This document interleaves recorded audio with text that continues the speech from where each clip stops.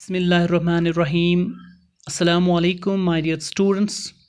आज हम class 12th public administration का एक और टॉपिक दैट इज़ ट्रेनिंग वो लेके आपके सामने है। तो पहली बात, आपने ट्रेनिंग का जो लफ्ज़ है वो कई बार सुना होगा। ट्रेनिंग हर एक ऑर्गेनाइजेशन की एक प्रीरिक्विजिट नीड होती है, क्योंकि जो भी एम्प्लॉयज़ किसी भी ऑर्गेनाइजेशन में काम करते हैं तो वो ट्रेनड होने चाहिए, तभी जो जॉब उनको दिया जाएगा वो जॉब इफ़िशेंटली उसको उस जॉब को परफॉर्म करने के काबिल होंगे। ठीक है, तो कुछ मीनिंग्स है यहाँ पर। डेल योडर एक मीनिंग दे रहे हैं कि training is the process by which man power is filled for the particular job it is to perform. यानी ये जो डेल योडर है वो कहते हैं कि ट्रेनिंग क्या है। ट्रेनिंग एक प्रोसेस है, एक अमल है जिसके थ्रू मैन पावर जो है वो पर्टिकुलर जॉब परफॉर्म करने के लिए उन बंदों में, उन एम्प्लॉयज़ में भर दी, यानी वो उस काम के लिए उनको तैयार किया जाता है। ठीक है, that is training according to Dale Yoder. अब फ्लिप क्या मीनिंग दे रहे हैं ट्रेनिंग की। Training is the act of increasing the knowledge and skills of an employer for doing a particular job. यानी जो भी ट्रेनिंग क्या है, एक एक्ट होता है जिसके थ्रू जो नॉलेज और स्किल है एम्प्लॉयर की किसी भी पर्टिकुलर जॉब को करने में, वो अपने एम्प्लॉयज़ को वो यानी काम करने के लिए, जो काम उनको दिया जाता है उस काम को करने के लिए वो उनको ट्रेन करते हैं। ठीक है, तो that is according to Flippo the meaning of training. Then training is a continuous and never ending. तो ट्रेनिंग जो है, हम ये कहते हैं कि ये एक कंटिन्यूस प्रोसेस होती है, ये एक कंटिन्यूस प्रोसेस होती है और ये कभी ख़त्म नहीं होती है। ठीक है, यानी हम ये नहीं कह सकते कि हमने किसी एम्प्लॉय को एक किस्म की ट्रेनिंग दी, बस उसको उम्र भर वही ट्रेनिंग लेके जाना है। नहीं, उससे बहुत सारी जो ट्रेनिंग्स हैं अपनी सर्विस में उस जो एम्प्लॉयर है वो उनको प्रोवाइड करेगा टाइम, यानी it's a never ending process. अब इसमें क्या है, ये ट्रेनिंग क्या है, it is actually application of knowledge, यानी हम कोई नॉलेज जो है उसको अप्लाई कर रहे हैं। ठीक है, दैट इज़ ट्रेनिंग। ओके, ना it is an attempt to improve the performance of a given job. मैंने पहले भी कहा आपको कि इसमें जो जॉब होगा, कोई काम होगा, उस काम की जो परफॉर्मेंस है उस परफॉर्मेंस को इम्प्रूव करने के लिए ट्रेनिंग बहुत ही इंपॉर्टेंट है। ठीक है, अब कुछ प्रिंसिपल्स है ट्रेनिंग के, उनको आपको जहन में रखना है कि एक साउंड ट्रेनिंग, एक अच्छी जो ट्रेनिंग होगी उसमें कुछ प्रिंसिपल्स को जहन में रख के वो ट्रेनिंग प्रोवाइड करनी होती है। पहला जो प्रिंसिपल है, designed to achieve predetermined objectives, यानी पहले ही हम कोई ऑब्जेक्टिव प्रीडिटरमाइन करते हैं कि हम ट्रेनिंग क्यों दे रहे हैं, ये प्रिंसिपल है।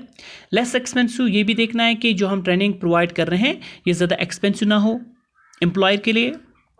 डेवलप्ड फॉर ऑल, और जो ट्रेनिंग मॉड्यूल होगा वो सबके लिए एक ही होना चाहिए। Pre planned and well organiser, तो पहले ही प्लान किया होगा और उसको अच्छी तरह से ऑर्गेनाइज करना है। फॉर एग्जाम्पल, हम किसी जगह पे बंदों को ट्रेनिंग दे रहे हैं, लेकिन वहाँ पर जब हम ट्रेनिंग देंगे तो ये इसकी ऑर्गेनाइजेशन बहुत बढ़िया होनी चाहिए। ठीक है, according to size, nature and financial position of the concern. हाँ, तो ट्रेनिंग जो होगी वो according to size, nature and financial position, जो भी कंसर्न ऑर्गेनाइजेशन होगी उसके रिलेटेड। फिर फ्लेक्सिबल, यानी इसमें ये रिजिड नहीं होनी चाहिए ट्रेनिंग। ठीक है, फ्लेक्सिबल होनी चाहिए। Conducted by an experienced supervisor. हाँ, अब ये जो ट्रेनिंग कंडक्ट की जाएगी ये थ्रू एन एक्सपीरियंस्ड सुपरवाइजर के थ्रू ये कंडक्ट होनी चाहिए। Coverage of theoretical as well as practical aspect, इसमें थ्योरेटिकल एस्पेक्ट भी होना चाहिए और इसमें प्रैक्टिकल एस्पेक्ट भी आना चाहिए उस ट्रेनिंग में। ठीक है, then interest of executives and employees, तो जो भी इसमें एग्जीक्यूटिव्स और एम्प्लॉयज़ हों उनके इंटरेस्ट को मद्देनजर रखना है। मोर देन वन मेथड, यानी एक ही मेथड को लेके हमें ट्रेन नहीं करना है एम्प्लॉयज़ को, बल्कि बहुत सारे मेथड्स को आगे लाना है। ट्रेनिंग फॉलोड बाय रिवॉर्ड, हाँ, जब ट्रेनिंग दी जाएगी तो फिर उसके बाद रिवॉर्ड का भी जो कॉन्सेप्ट है वो भी रखना है उसमें। सफिशिएंट टाइम फॉर प्रैक्टिस, और जो ट्रेनिंग दी जाएगी उसके लिए फिर ट्रेनिंग के बाद एक अच्छा टाइम होना चाहिए, सफिशिएंट टाइम फॉर प्रैक्टिस। ठीक, अब कुछ स्टेप्स है ट्रेनिंग की। पहली जो स्टेप है इसमें डिस्कवरिंग, आइडेंटिफाइंग ट्रेनिंग नीड्स, हमें पहले ये देखना है कि हमें ट्रेनिंग क्यों देनी है ओके, आइडेंटिफाई करना है ट्रेनिंग नीड क्या है, okay. Then getting ready for the job, यानी हमें पता है कि उस जॉब के लिए, जिस जॉब को हमें करना है उसके लिए तैयारी है। फिर प्रिपेयरिंग द लर्नर को प्रिपेयर करना है। Then presentation of operation and knowledge, फिर प्रेजेंट करना है। देन परफॉर्मेंस ट्राई आउट, और हम कहते हैं लेआउट, परफॉर्मेंस क्या होगी उस ट्रेनिंग की। Then lastly follow up and evaluation of programme, हाँ जो हम ट्रेनिंग प्रोग्राम कंडक्ट करेंगे फिर उसका फॉलो अप हमें करना है और इवैल्यूएशन देखना है कि ये ट्रेनिंग कितनी फ्रूटफुल रही, ठीक है। फिर इंपॉर्टेंस ट्रेनिंग की क्या है, डेल एस बीच जो एक थिंकर हैं वो कहते हैं कि training is vital and necessary to activity in all organizational frameworks, यानी जो भी ऑर्गेनाइजेशन है उस पर ट्रेनिंग बहुत ही इंपॉर्टेंट रोल प्ले करती है और ये डिटरमाइन करती है इफेक्टिवनेस एंड इफिशिएंसी, किसी भी इस्टेब्लिशमेंट की इफिशिएंसी और इफेक्टिवनेस।